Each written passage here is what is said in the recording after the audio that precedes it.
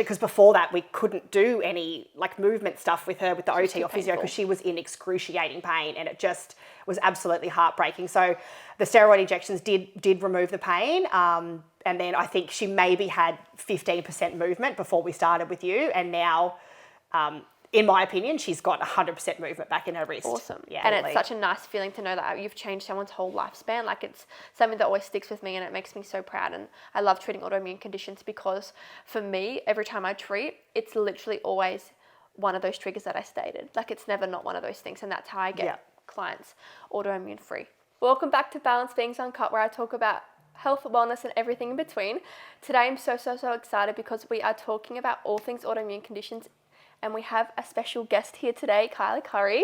Thank you for joining me. Thank you for having me. That's okay. So Kylie's daughter's actually a client of Balance Beings and has been for a long time.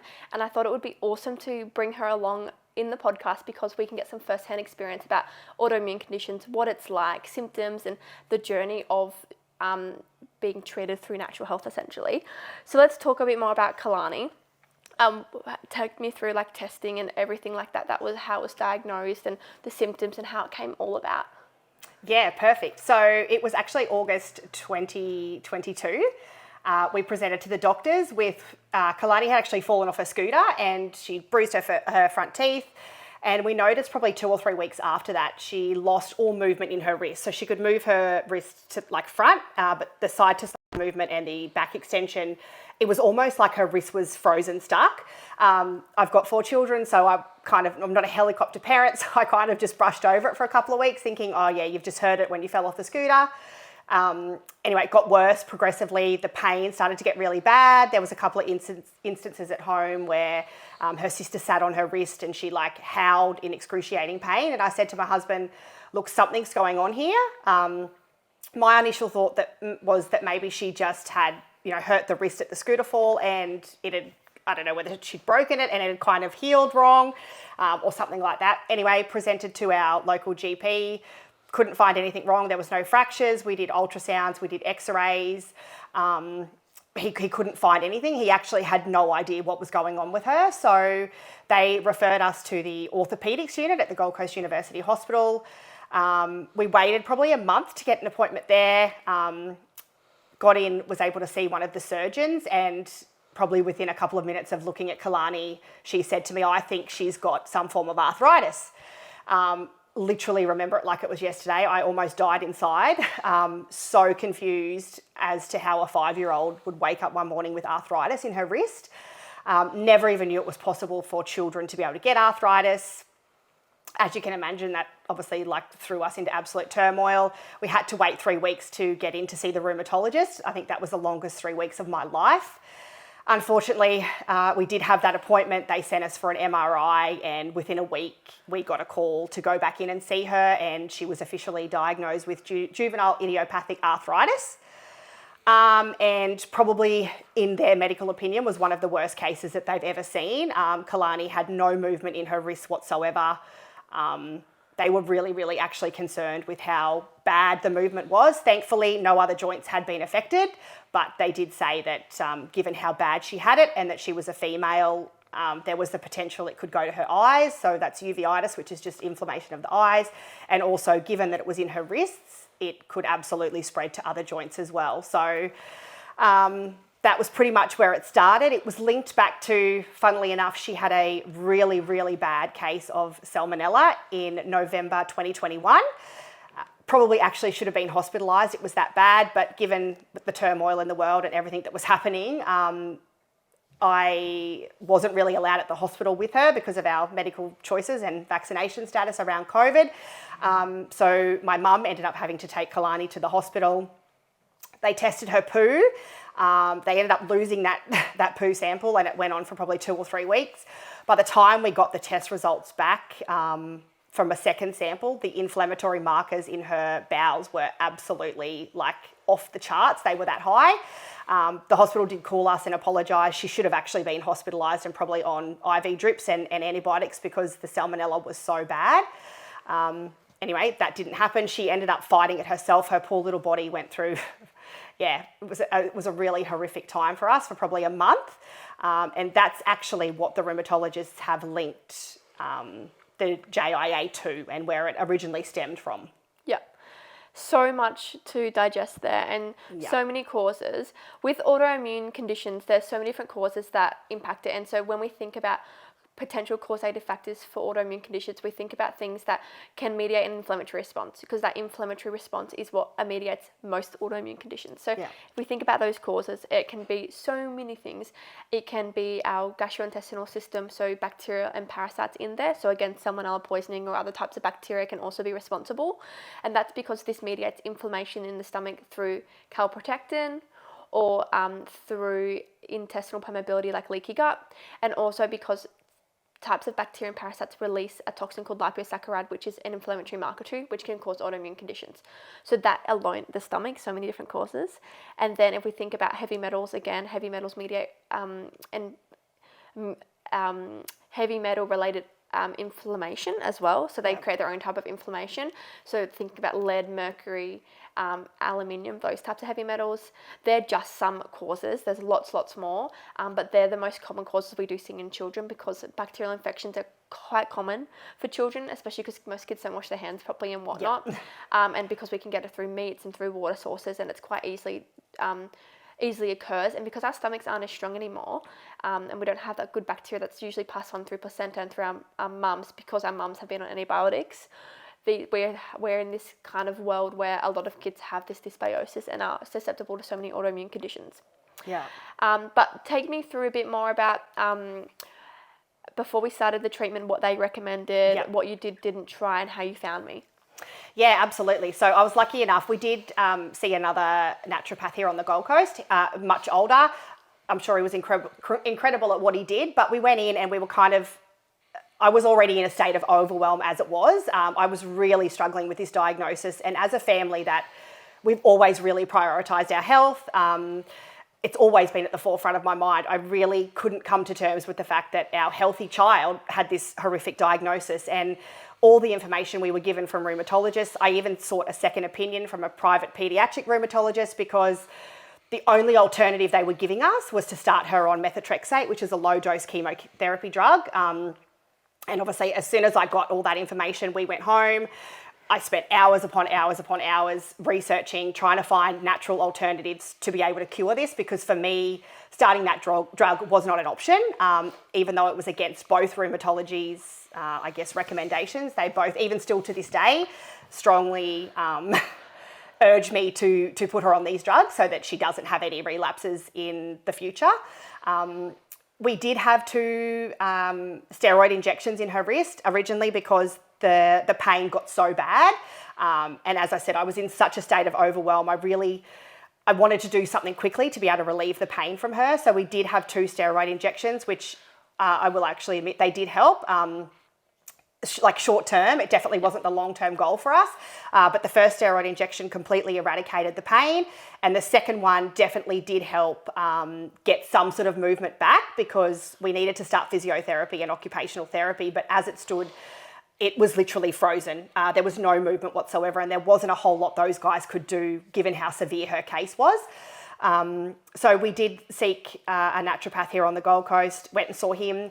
He gave us like a kind of what I thought was more of a Band-Aid fix. He didn't do any internal testing on Kylie. He said that overseas he had dealt with a lot of children in third world countries that had this diagnosis. But I just didn't feel content that he got to the root cause of why Kylie's was diagnosed with this. So actually a good friend of mine reached out after a Facebook post I put up and said, look, I've been dealing with Brooke at Balanced Beings. If anything else, just reach out to her, have the conversation. So that's exactly what I did, reached out to Brooke. I felt like from the first time we connected, she was very thorough, explained it to me really in layman's terms so I could understand exactly what was happening, reassured me that this wasn't our fault, that there's a lot of contributing factors that went through this. And also, probably the biggest thing with Brooke, which I really appreciate, is the hospital was so closed off to any other natural alternative. They actually told me that I was wasting my money, and that it was hocus pocus, and that in their 30 plus years of experience, they've never seen this condition treated naturally. But when I spoke to Brooke, she was more than happy to, work alongside what we were also doing with the rheumatologist, and just supported me and encouraged me that, what we were doing was the right thing for us, and just gave us plenty of options and explained things in a way that we could really understand. And that was huge for us. So like I said, we did seek a second opinion from another rheumatologist because I wasn't happy with, given the fact that methotrexate was the only option that we had here. Even still to this day, I go back for 6 monthly checkups. They've actually cleared us from going from 3 months to 6 months, which is incredible. But they still advise that we do start this low-dose chemotherapy drug to be able to prevent, outbreaks in the future. They don't agree with what I'm doing. I guess they support it as much as they have to, but it's been a wild ride, that's for sure, and so grateful that we've just been able to treat this the way we have, and just so glad that I was open to other options. Yeah, I'm so glad you were too. So we had some testing that we did, and I'll talk through that a bit more about Kalani's actual test results. So besides, when I went back to talking about causes of autoimmune conditions, some other things that might be triggers which weren't really the case for Kalani is things like dietary triggers. So like if we have lots of inflammatory foods, that's going to drive internal inflammation as well. And the other thing is, again, inflammation in the stomach is a big trigger, like high calprotectin levels for autoimmune conditions, and that can be triggered through celiac. So what we do is when we see kids and adults that have autoimmune conditions, we'll first off test factors that can cause inflammation. So we know that the steroid injection work, and so the reason I liked to know that the steroid injection did work and reduce the pain, that indicates to us that, hey, an anti-inflammatory drug worked. Yep. So we know that we need to down-regulate inflammation in the body and in the joints. And so what we're going to do is actually test to see why there is inflammation to start with, yep. right? So when we actually tested Kalani, we did a stool poo sample and we did some hair mineral analysis. And what we actually found is we had heavy metals in there. So we had mercury and aluminium in the heavy metal results. We also had some nutritional deficiencies which contribute to increasing inflammation. The reason nutritional deficiencies can increase inflammation is because we need certain types of nutrients for our joint health. So without that can drive inflammation in the joints directly. The other way is through other nutrients that are really key, like magnesium and zinc. They support detoxification and eliminatory pathways. So if we're not detoxifying and eliminating properly, then what happens is these toxins and inflammation is going to recirculate in the body, not clearing out properly, which is going to worsen the autoimmune conditions and the symptoms, right? So we actually fast track to where we are now. I felt like Kalani's detoxification pathways were never up to speed, because even when we tested and cleared out her copper, mercury and aluminium that she had present, it still took a lot longer than I thought to get the results, which made me think, okay, she might have MTHFR gene defect, which is, we've done a podcast on that before, which you guys can have a little listen to, but essentially it's when your detoxification pathways, they are impacted by that. And because she had such high heavy metals built up in the results, the levels were very high, and it took us a long time to clear out. We thought that her detoxification pathways weren't working properly. Went and did some MTHFR buccal DNA gene testing and found that she did have MTHFR test. So she MTHFR positive. So she had a positive gene which impacts her body's ability to detoxify and eliminate properly, which is going to drive inflammation as well. So it's another cause. So we had that ticked off. We had 3 different types of heavy metals which drive inflammation, can cause an autoimmune condition on its own. Then we also had a parasite and a bacterial overgrowth in the stomach that was driving inflammation as well by releasing liposaccharides. So it's all these things that we had to work on, which are contributing to the autoimmune condition and driving inflammation and pain. So when you first saw me, there was no range of movement and there was pain. Yep. Where are we at now, and how long did it take, that process, would you say, to get 100% where you are now? Would you say? So we had our first steroid injection, I think, pretty much in September 2022. I didn't find you for probably 12 months into our journey. There was a lot of things that I'd researched myself. Being the holistic person that I am, we've changed the water source. I didn't realise, that 70% of us is water, and the water we were drinking was absolutely helping and ramping up the inflammation in her body. So that was huge for us. Yep. Cutting out inflammatory foods. I started to naturally just cut out a lot of the dairy and gluten for her. She's never ever ate meat or eggs or anything like that. So it was really, when also we got the diagnosis of the JIA and that it was linked to the salmonella, how she even got the salmonella was what blew my mind, but it was actually from water, because there was nothing else in her diet that she had that was able to cause that. And when the hospital did the testing and we actually got the results, they could link that to, it was the water. So for me, that was like a huge slap in the face, that I really needed to deep dive into, the water we were drinking, the food she was eating. They don't have a lot of sugar in our household, all of those sorts of things. But yeah, it was a really good insight of what we needed to, really reduce that inflammation in her body, because I knew from everything I'd done, it was just that her inflammatory markers were so high, and that was what was absolutely ramping up the inflammation in her body. Yes. What was the question? Yeah. So essentially, when you saw me, she was mostly dairy and gluten-free already, Yes, which are can be inflammatory for a lot of people with autoimmune conditions, so they're great to remove. Wasn't having much sugar. We were on a limited diet, but the diet that she was on wasn't inflammatory as such. So dietary and water-wise, there wasn't too much I needed to do, so I knew that diet wasn't a massive factor to still causing the ongoing inflammation that was present, right? So what we did is we worked on the actual factors that we found. So we found Streptococcus overgrowth, we found Diatomeba parasite at very high levels, the mercury, the copper, the aluminium. So heavy metal sources, again, they come from water. If we have copper piping, a lot of old houses have copper piping in there. So having a good quality water system is key.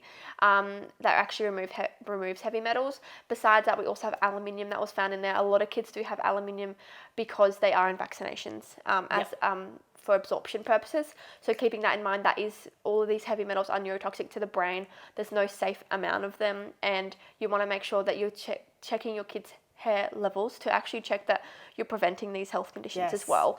And so that's why I did those testings, because I wanted to check, okay, heavy metals, bacteria, parasites. So there's everything I needed to treat, and then also detoxification and elimination because of the MTHFR gene.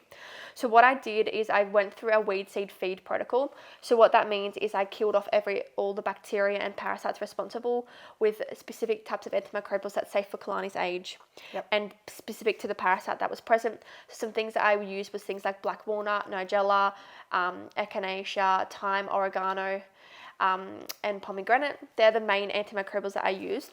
And so I used that to kill off the parasites and bacteria, and we had some successful results with doing that, which is awesome. Then what we did is we wanted to downregulate inflammation in the meantime, because we knew that this would take like 6 months to clear out the bacteria, clear out the parasites, clear out the heavy metals. You also don't want to clear heavy metals at the same time of killing off bacteria, and bacteria takes longer than heavy metals do take to clear and bind to detoxify. So I started with that process first. And doing that, I think that it was a few months in that she got really good results, probably. Yeah, absolutely. I think it was probably maybe after the 4-month mark. We definitely noticed, like, week after week, there was more movement. The pain had completely subsided. There was no pain whatsoever, which was great, because then the OT and the physio and all that could really get in and do what they needed to do. And to this day, like, for the last, if I'm honest, probably 6 months, Kalani's got full movement in her wrists. Like, it's absolutely mind-blowing. She's got full movement to the sides, full like extension to the back. She's not in any pain whatsoever. It was actually a really crippling disease for her. Like, seeing her even be able to get out of a pool, she was not being able to bend her wrist. She was using her fingers all the time. So then she ended up with little cramps in her fingers. Like, it was really, really hard to see. There was so much she wanted to do, climb on monkey bars, cartwheels, all of that stuff that she actually couldn't do because she had no movement for kids, hey? whatsoever in her wrist. And trying to explain that to when she was 5, was when she was diagnosed, was really, really hard and absolutely heartbreaking, because she could not understand why she couldn't do what other children could do. So, like, literally today, we've just been all cleared from the rheumatologist. We only have to go every 6 months now. Her eyesight is incredible. She's had no inflammation in her eyes. She can actually, like, be a normal 7-year-old and do everything. And honestly, there's just nothing in the world that compares to just seeing her be able to be a normal child and have full range of movement in her hand. So awesome. Yeah. So when I saw you after you did your 2 steroid injections, I believe you said that the pain was reduced a lot. Yeah.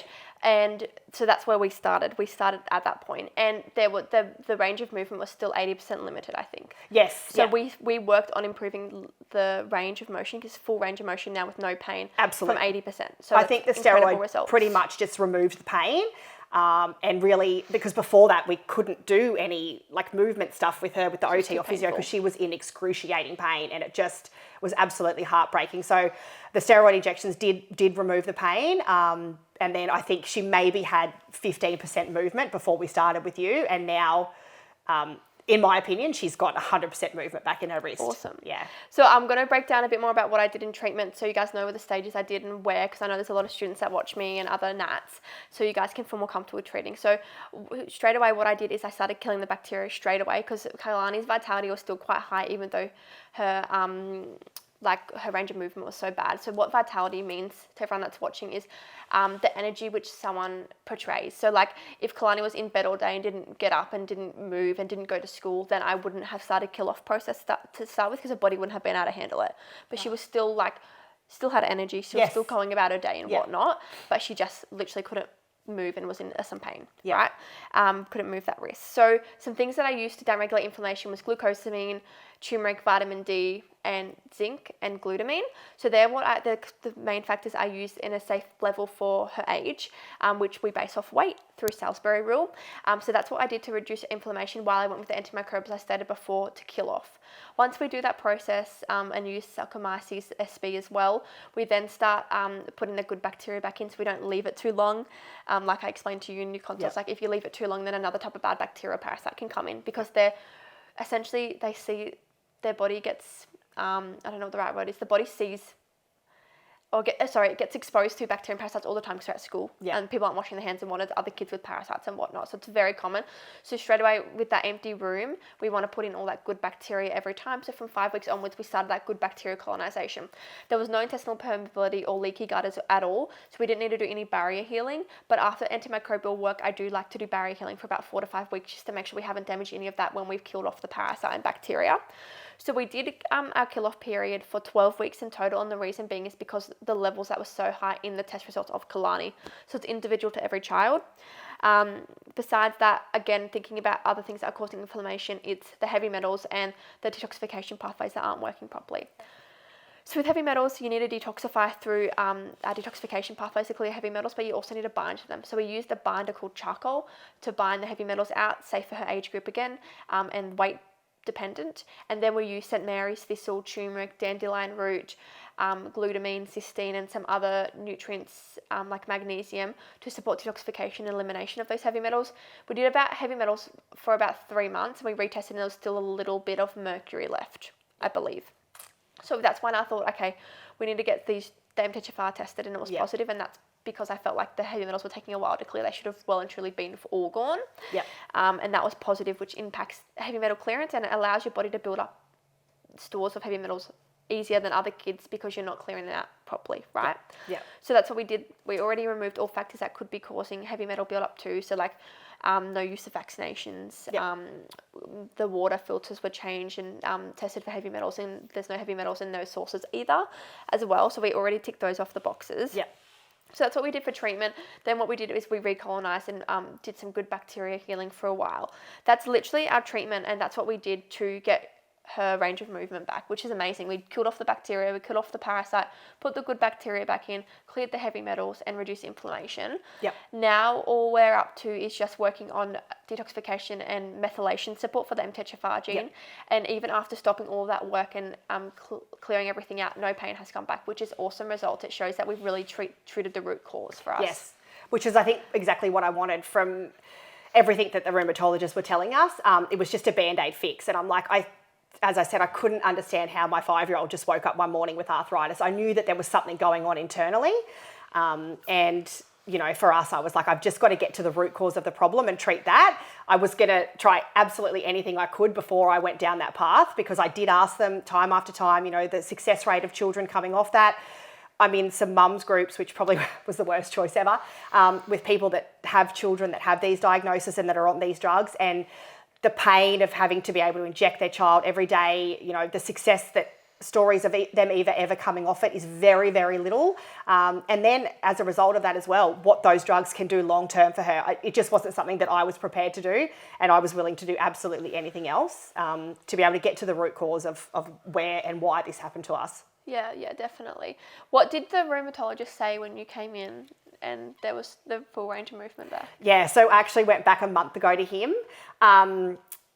It's a very hard conversation to have, because it blows my mind, and my husband as well. Every time we go in there, he says, yes, you've got movement back and everything's okay now, but it's something in the skin that you can't see. So you could be pretty much what they've told me from the very beginning is that they believe I'm actually causing long-term damage to Kalani, which I've often said to them, how is that possible given that she's got no pain and she's got full range of motion back in her wrist? I understand it's an autoimmune disease and it probably will always, lie dormant in her body. And they've said things to me like, if she was to get sick or a flu or run down, it could absolutely flare back up. And in all their 30 years of experience, it's never been treated naturally. I beg to differ. I think that once people have treated their children naturally, they've just never come back to the rheumatologist, which is actually the point we're at now. I feel like I'm so comfortable and confident in what we've done and working with Brooke and where we're at. I really don't need to keep going back and seeing them because every time we have, they still do advise under their medical opinion that we need to start the methotrexate, and she needs to be on it for a period of 2 years with no flare-ups before they will deem that she is, so to speak, cured. Yeah. And of course, we can never say that our patient is cured, of course, but we can obviously say that they've got no symptoms at all. Absolutely. So she's autoimmune and they have agreed. They've said that she is symptom-free. Yeah. Which is great. And honestly, that was enough for me. The moment he kind of, in a roundabout way, agreed that what we have done has worked against his medical opinion, I was kind of like, all right, I know that we've done the right thing. There were so many times and so many parts throughout this journey that I cried myself to sleep, in so much fear that was instilled in me that I was actually causing her long-term damage, that I questioned and second doubted everything that I'd done. But I knew the moment that pain was gone and that she started to get movement back, that we were absolutely on the right track, and that for us as a family, it was 100% the right decision. Yeah, 100%. And she's symptom-free and we don't have any side effects from any drugs. Yep, a lot of kids that I find that go on medication, unfortunately, do have a lot of the side effects, and then it sometimes makes... We might not have the core symptom now, but we've got all the other little underlying problems that we're having to solve as well. So I think it's good lesson to know, and for every adult and child I've treated with autoimmune conditions, I've never have them come back in to say that they've got the autoimmune condition again, which is awesome results for me. Absolutely. And it's such a nice feeling to know that you've changed someone's whole lifespan. Like, it's something that always sticks with me and it makes me so proud. And I love treating autoimmune conditions because for me, every time I treat, it's literally always one of those triggers that I stated. Like, it's never not one of those things, and that's how I get clients autoimmune free. Well, essentially symptom free. Can't say cured, but have to be careful with the words that you use. I know. But but such amazing results, and it makes me so proud. And I wanted you guys to hear firsthand experience. Kylie was happy to talk about her daughter, which I'm so happy for. Thank you so much for being able to talk clearly, and it just helps us because it shows what is available, and like that there's another option, and you don't always have to go down the medical route if that's not something you're comfortable with. And even if you want to go down the medical route like you guys did to some of the steroid injections, that's not something we're going to ever judge you for. You don't have to pick a side. You can work with both sides to get amazing outcomes as well, especially if your kid is on medication. You want to reduce the effects it is having and work on that methylation detoxification pathways from the drugs as well, which is key. And remember that we're not here to judge either, like whatever decision you make, but our goal is to make your child symptom free and you symptom free if you've got autoimmune conditions. And it's so amazing. What I'm going to do is I'm going to put a question and answer box here.